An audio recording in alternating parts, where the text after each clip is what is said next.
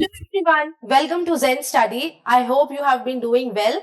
हम आज से हमारे पॉलिटी के करंट अफेयर्स की सीरीज स्टार्ट करने जा रहे हैं and this is going to be very crucial for your upcoming prelims exams, that is the prelims exams of 2025. And not just this, ये टॉपिक्स ना ही सिर्फ आपके प्रीलिम्स के पर्सपेक्टिव से इंपॉर्टेंट होंगे, ये आपके मेंस के पर्सपेक्टिव से इंपॉर्टेंट होंगे. So all these current affairs related to polity जो हम इस सीरीज में डील करेंगे, ये आपके पिछले 1 से 1.5 साल के इंपॉर्टेंट करंट अफेयर्स हैं और इसको हमने क्लब किया है, एक सीरीज फॉर्मेट में आपके लिए प्रेजेंट करने की कोशिश की है ताकि आप एक साथ बैठकर इस सीरीज को कंप्लीट कर सके and you will be exam ready in like no time. बहुत ही कम टाइम में, बहुत ही कम वीडियोस देखकर आपके current affairs specially related to polity बहुत इजीली कंप्लीट हो जाएंगे. And not just for polity, हम बाकी जो इंपॉर्टेंट हमारे स्टैटिक के टॉपिक्स हैं उनसे रिलेटेड भी सारे करंट अफेयर्स की सीरीज स्टार्ट कर रहे हैं. सो मेक श्योर कि अब आप बकलअप हो जाए बिकॉज प्रीलिम्स में ज्यादा दिन रह नहीं गया है. So we are trying to do from our side, your work is just to sit down, take your notes, notebooks and start jotting down the important points and start following these lectures religiously. So today we will be discussing about Uniform Civil Code. Now Uniform Civil Code again is related to something related to laws. हमारे जो political system है, हमारी जो legal framework है, उससे related है. And what does Uniform Civil Code say? That हमारे country में, हमारे इंडिया में एक पर्सनलाइज्ड, एक common unanimous form of law होना चाहिए जो कि सबके लिए इक्वल हो. Because at this present time हमारे जो सिविल लॉज हैं वो बेसिकली डिपेंडेंट है हमारे रिलीजियस लॉज पर. And what is the difference between civil and criminal laws? Criminal laws basically are applicable for every individual, but civil laws, they are governed mainly by religious domains. Different because civil laws are related to personal laws. So related to your family matters, related to your property matters, related to marriage and divorce. So all these aspects come under the domain of civil laws. Now इन सारे चीजों को समझने से पहले हमें समझना पड़ेगा कि what are laws. Laws basically क्या होते हैं? तो लॉज हमें पता है that they are basically a form of a set of rules, a system of rules जो कि हमारे सोशल इंस्टीट्यूशंस या गवर्नमेंट इंस्टीट्यूशंस ने बनाए हैं. और इनके अलग अलग सैंक्शंस होते हैं. अगर ये सोशल लॉज है तो उनके सोशल सैंक्शंस होंगे, अगर ये गवर्नमेंटल लॉज है तो इसके लीगल सैंक्शंस होंगे. लीगल सैंक्शंस जो कि मेंशन्ड है हमारे आईपीसी, सीआरपीसी, जो कि अब चेंज होकर भारतीय न्याय संहिता और भारतीय नागरिक सुरक्षा संहिता बन गया है. सो ये सारे लीगल प्रोविजंस हमारे आईपीसी एंड सीआरपीसी में मेंशन्ड है.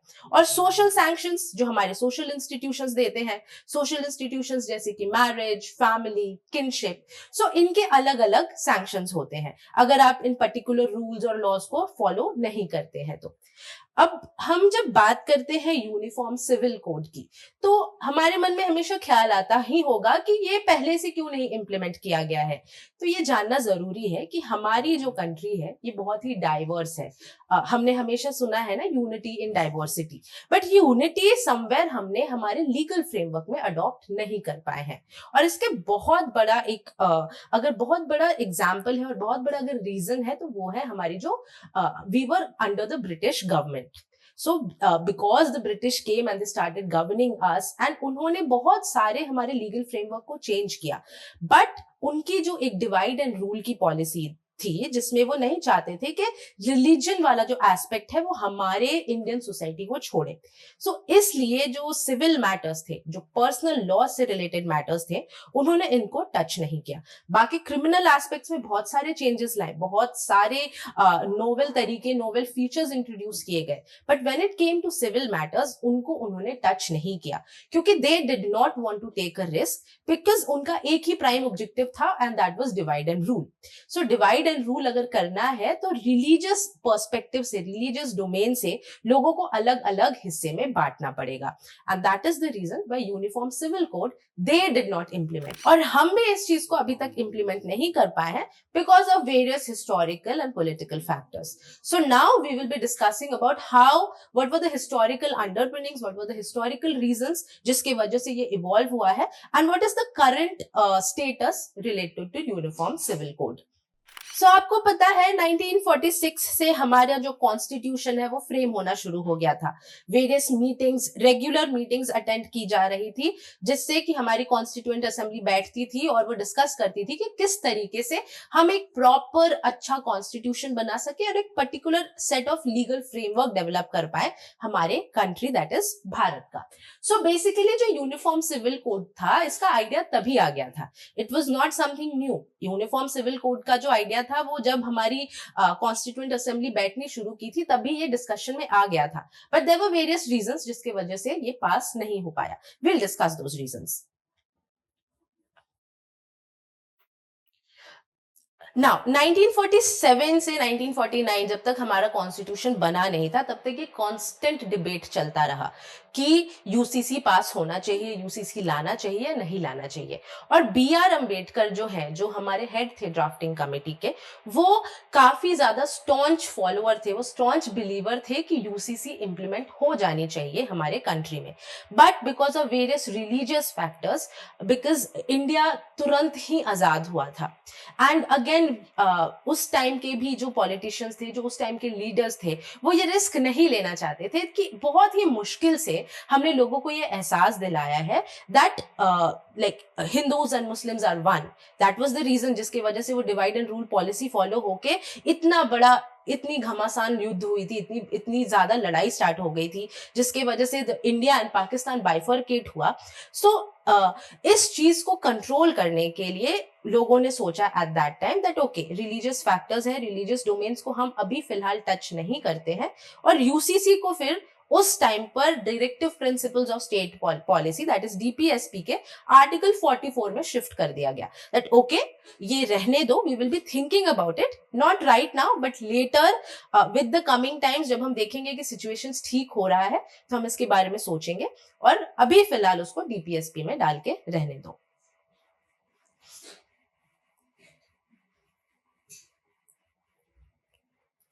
नाउ कमिंग टू किस तरीके से different civil laws related to personal matters form हुए। सो 1950 में हमारे प्राइम मिनिस्टर उस टाइम के जवाहरलाल नेहरू ने, उन्होंने हिंदू कोड बिल का एस्टैब्लिशमेंट किया। Hindu code bill was laid and उसमें कुछ रूल्स एंड रेगुलेशंस डाले गए which was specifically for the Hindus, and similarly शरिया लॉ भी इंप्लीमेंट हुआ था which was based on the Islamic laws. So and Hindu code bill जो है उसको ना सिर्फ हिंदूज फॉलो करते हैं, but those kind of laws they are prevalent even for the Jains, the Parsis and even the Sikhs. So Shariah law और Hindu law the basic two forms of civil laws जो कि अभी हम रिलीजियस मैटर्स में हम फॉलो करते हैं, and specially related to matters of inheritance, marriage, divorce. तो ये सारी चीजें जो है वो हिंदू लॉ और शरिया लॉ में फॉलो होता है।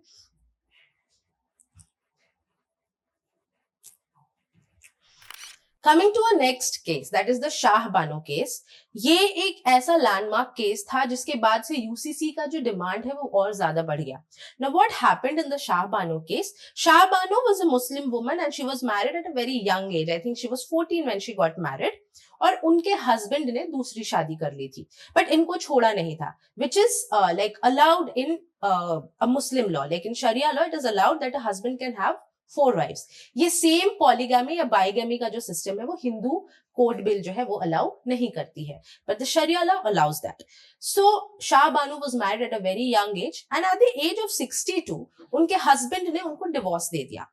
अब ये 62 साल की औरत वो कहां से अपना भरण पोषण कर पाएगी, वो किस तरीके से खुद को मेंटेन कर पाएगी। तो इन्होंने कोर्ट में अपील किया दैट उनको रेगुलर मेंटेनेंस मिलनी चाहिए। अब अकॉर्डिंग टू शरिया लॉ जो हक महर का पैसा होता है आफ्टर डिवोर्स, वो हक महर का पैसा वाइफ को दे दिया जाता है, एंड मेंटेनेंस सिर्फ इद्दत पीरियड तक ही होती है। नाउ इद्दत पीरियड इज बेसिकली आपके डिवोर्स या आपके हस्बैंड के डेथ के बाद जो 3 महीने होते हैं तब तक को इद्दत पीरियड कहा जाता है। ये बेसिकली इसलिए रखा गया है कि अगर in this time a woman gets pregnant तो पैटर्निटी टेस्ट करना जो है वो इजी हो जाता है, और ये जो टाइम है, इस टाइम में a woman can not come into any male contact, that is she can not get married again. So Shariah law says that आपको इद्दत पीरियड तक ही मेंटेनेंस मिलेगा, but what after that, because she is already 62, she can't take care of herself, she needs some kind of maintenance. So under CrPC 125 उन्होंने ये appeal किया कि उनको मेंटेनेंस मिलनी चाहिए. Now CrPC 125 it is a criminal law, and now criminal law जो है वो सबके लिए बराबर है. सिविल लॉ सबके लिए बराबर नहीं होते हैं, बट क्रिमिनल लॉज इंडिया के हर एक इंडिविजुअल के लिए बराबर है. तो फिर उनको ये जजमेंट दिया गया, सुप्रीम कोर्ट ने ये जजमेंट दिया दैट या Shah Bano deserves monthly maintenance, और उनको कुछ मेंटेनेंस मिलना चाहिए. अब इससे related there were few people, few sections of the society जिनको ये चीज, ये जो लैंडमार्क जजमेंट है बहुत अच्छी लगी, and they started celebrating it. But then again the religious section, उनको लगा कि उनके जो मुस्लिम लॉज है वो कहीं ना कहीं अफेक्ट हो रहे हैं. इसके वजह से राजीव गांधी उस टाइम के प्रेसिडेंट थे, उन्होंने Muslims women protection of rights on divorce act 1986 पास किया, और इसमें भी वही कहा गया दैट यस इद्दत पीरियड तक ही मुस्लिम विमेन को मेंटेनेंस मिलनी चाहिए. So it was basically kind of जो सुप्रीम कोर्ट का जजमेंट है उसको खारिज की गई थी. Like this law was basically brought कि सुप्रीम कोर्ट के जजमेंट को समहाउ ये हम उसको ना माने. बट लाइक ये इस सिचुएशन ने ये कहीं ना कहीं सबके दिमाग में डाल दिया that there should be a uniform civil code, because इस तरीके से तो डिफरेंट डिफरेंट रिलीजियस फैक्टर्स के वजह से अलग अलग सिस्टम्स प्रिवेल होंगे हमारे कंट्री में. And what about gender equality, what about the vulnerable section of the society. इससे सबसे ज्यादा अगर कोई भी लॉ प्रॉपरली इंप्लीमेंट नहीं होती है तो सबसे ज्यादा अफेक्ट तो vulnerable sections of the society ही होते हैं, जिसमें बूढ़े आते हैं, बच्चे आते हैं, विमेन आती हैं, बूढ़े माँ बाप हैं, उनके इनहेरिटेंस से रिलेटेड अगर कोई दिक्कत हो रही है, उनके भरण पोषण की अगर दिक्कत हो रही है, तो इसके लिए एक पर्टिकुलर सेट ऑफ लॉ जो कि यूनिफॉर्म है वो होनी चाहिए. और इस केस के बाद से ही यूसीसी का जो डिमांड है वो ज्यादा बढ़ने लगा. Now, next we come to Sarla Mudgal case. Now, Sarla Mudgal was again, she was, I think, a president of an NGO. और उन्होंने देखा कि बाइगेमी का एक सिस्टम है जो कि बहुत प्रिवलेंट है. What people do, Hindu men, what they do, like when they want to marry another woman, because Hindu law does not allow you to marry, like go for polygamy or go for second marriage. But Muslim law में आप 4 शादियां कर सकते हैं. So Hindu men, what they do when they want to marry someone else, they convert themselves into Islam, and in that law मतलब उसके तहत वो चाहते हैं कि वो दूसरी या तीसरी शादी कर ले. सो सरला मुदगल ने इस केस को उठाया और बहुत सारे पिटिशंस सुप्रीम कोर्ट को भेजे गए कि ये क्या चल रहा है. लाइक देयर आर इवन अभी लाइक बिग बॉस में there is a very famous trio जो कि इस बार गया था. So and there are various other celebrities जो कि 2-2 वाइफ्स रखते हैं, and I don't know how they are surviving. कोई क्वेश्चन क्यों नहीं उठा रहा उनके इस पब्लिसिटी स्टंट पर, but whatever, like let's not go into that. But this is something which was prevalent and it is still prevalent. लोग convert कर लेते हैं, वो इस्लाम में convert कर लेते हैं ताकि वो शादी कर सके. And it is so demeaning for the wife and even the woman he is going to marry, the next woman. So इन सारे चीजों को इन सारे मुद्दों पर बात करने के लिए बहुत सारे पिटिशंस सुप्रीम कोर्ट को भेजे गए. सो सुप्रीम कोर्ट ने भी बहुत सारे डिसीजंस दिए. वो काफी लीगल एस्पेक्ट है, उस पर हमें जाने की जरूरत नहीं है, but just giving you the backdrop of the story. So this was again Sarla Mudgal case was also again which is related to bigamy, और इससे रिलेटेड भी हमारे कोई ऐसे यूनिफॉर्म लॉज नहीं है. Now, coming to the recent development, recently Uttarakhand government जो है इसने यूनिफॉर्म सिविल कोड पास कर दिया है. अभी तक ये सिर्फ डीपीएसपी में मेंशन था, and this has been one of the most kind of like एक सबसे ज्यादा शिवलरस गवर्नमेंट, अगर अभी तक का मतलब शिवलरस स्टेट अभी तक का अगर हम माने कि उन्होंने ये करेज दिखाया कि उन्होंने यूसीसी इंप्लीमेंट कर दिया है. एंड अभी तक सिर्फ गोवा ऐसा एक स्टेट है जहां पर यूसीसी था, बिकॉज ऑफ अगेन वहां पर पोर्चुगीज रूल था before, like when the Europeans were here. So Goa was ruled by the Portuguese, and according to them, according to their set of laws, Goa में वो लॉ फॉलो होता था. And इसीलिए Goa was the only state till now जिसमें UCC implemented था. वो पहले से ही था. It was like kind of like वो born and brought up situation था उनका. But Uttarakhand has recently taken this bold step, और उन्होंने अभी रिसेंटली यूसीसी इंप्लीमेंट की है. Now, discussing the constitutional and legal provisions related to uniform civil code, तो सबसे पहली बात तो ये आर्टिकल 44 में clearly uniform civil code mentioned है अंडर जो हमारा डीपीएसपी है पार्ट 4 ऑफ द कॉन्स्टिट्यूशन, उसमें क्लियरली आर्टिकल 44 में UCC has been mentioned. Now, Article 14 and 15 talks about equality. हमारी जो फंडामेंटल राइट्स हैं तो उसमें article 14 and 15 talks about equality and वो किसी भी form of discrimination based on religion इसको प्रोहिबिट करते हैं. So again this is also one thing which we can link with our uniform civil code. Next is article 25 to 28 जो कि हमारे religious domains, हमारे रिलीजियस पर्सपेक्टिव को हमारे protect करने के लिए, वो राइट्स, फंडामेंटल राइट्स उसके लिए है. सो बेसिकली हमारे रिलीजियस फ्रीडम्स को प्रोटेक्ट करने के लिए जो राइट्स अवेल हो रहे हैं वो आर्टिकल 25 टू 28 में मेंशन्ड है. बट इस पे भी we can put sanctions because the kind of secular state we are, the country like the judiciary or the legislature can get involved into the religious domains as well, क्योंकि हम उस type की secularism को follow करते हैं. Ours is not negative secularism, we follow positive secularism, so we get involved with religious matters अगर it is related to public order, morality or anything related to health. So the next, like हमने बहुत सारे judicial procurements procedures और उसके बारे में बात की थी कि किस तरीके से वेरियस जुडिशियल लैंडमार्क्स हुए हैं जिसने यूसीसी के बारे में, यूसीसी के तहत जजमेंट्स दिए हैं और उन्होंने कहा है समहाउ अपनी बातों में that there should be a uniform civil code.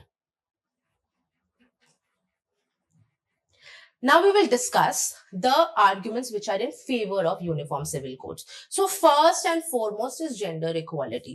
हमने cases discuss किए ना, शाहबानो केस, सरला मुद्गल केस. तो इन सारे personal laws में जैसे कि मैंने कहा है कि mostly जो vulnerable section of the society होते हैं वही affect होते हैं, क्योंकि yes, someone who's oppressed, so laws are always made कि जो oppressed है वो ऊपर आ सके. बट हमेशा लॉज अगर मिसयूज होता है तो oppressed हमेशा ही और ज्यादा oppress होते हैं.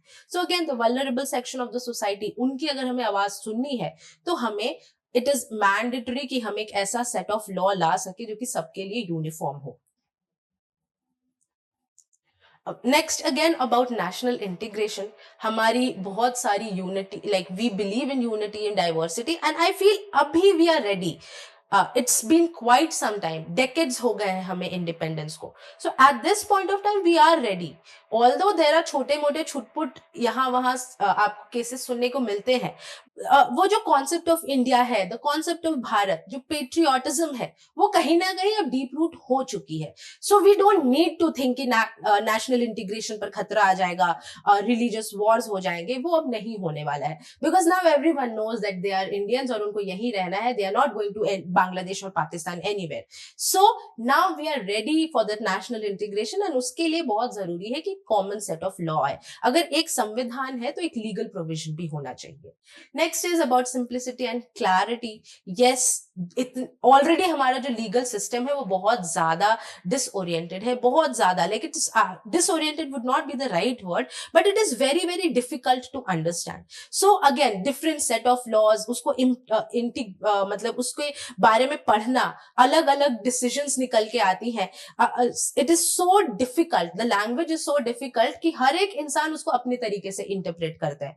इसलिए आपने देखा है सुप्रीम कोर्ट के अलग अलग जजमेंट्स भी डिफरेंट होते हैं. Like whoever is sitting on that panel, they will make their own set of implementation. So to get that simplification and to get that clarity, it is important कि एक simple set of law हो, एक common set of law हो. Next is our concept of secularism, because we promote the idea of secularism. We do not have any common religion.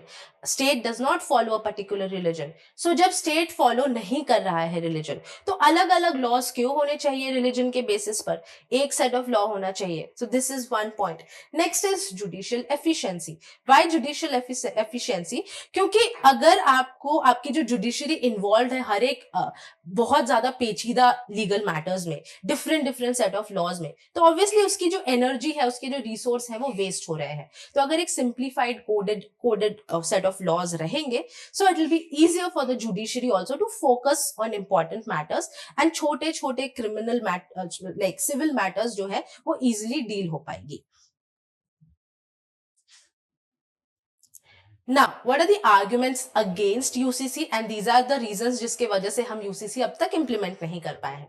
So basically the first and foremost reason is the religious freedom. People are scared that religious sentiments hurt होंगी, and also religion के जो रखवाले होते हैं, जो so like the self proclaimed religion के रखवाले, वो इसका फायदा उठाते हैं और इस मैटर्स को पॉलिटिसाइज करते हैं, and there are chances कि इसके वजह से there can be some level of communal hatred and communal tensions in the country. Next is a social backlash, because अभी भी society is not ready somewhere, because Indian society is still very naive. उस level का education, उस level की awareness अभी तक हम create नहीं कर पाए हैं, तो इस वजह से there can be some set of social backlash related to UCC. The next is the implementational challenge. It's going to be a very difficult procedure, and it's going to be a very the transition is going to be very difficult. जब हमारी IPC और CRPC भी change हुआ था BNS में and BNSS में, so it's not very easy. बहुत आपने जो legal पढ़ाई की हुई थी उसको change करके अब नए set of laws आ रहे हैं. The language has been changed, the rules and regulations have not been changed, just the language has been changed. उसमें इतनी दिक्कतें आ रही है. तो अगेन अगर हम एक चीज को शिफ्ट करते हैं तो उसमें एडमिनिस्ट्रेटिव लॉसेस, बहुत सारे रेड टेपिज्म है. So there are various factors जो कि इंप्लीमेंटेशनल चैलेंजेस में आएंगे. Next is again political sensitivity, that people don't want to take this risk. They are scared that okay इस मैटर को पॉलिटिसाइज किया जा सकता है by the so called religion के रखवाले. नाउ जो बहुत ही बोल्ड स्टेप उत्तराखंड गवर्नमेंट ने ली है, and it's a very good step, it's a very welcoming step, क्योंकि यूसीसी होनी चाहिए. Now we are ready, we can't have different set of laws. It's not just a personal comment, but आपने भी if you well read you will understand that why UCC is important. So Uttarakhand government से हम example ले सकते हैं कि उन्होंने किस तरीके से यूसीसी को इम्प्लीमेंट किया है, और इसी तरीके से हम अपने कंट्री मतलब पूरे कंट्री में होलिस्टिकली हम इस चीज को इम्प्लीमेंट कर सकते हैं. So the first thing was that they went for extensive consultations, कि जो भी रिलीजियस हेड थे, रिलीजियस लीडर्स थे, उनके साथ उन्होंने एक रिगरस मीटिंग की. How we can bring this, how we can make sure that your laws can get changed, how we can make sure that your religious sentiments और your legal sentiments also do not get hurt.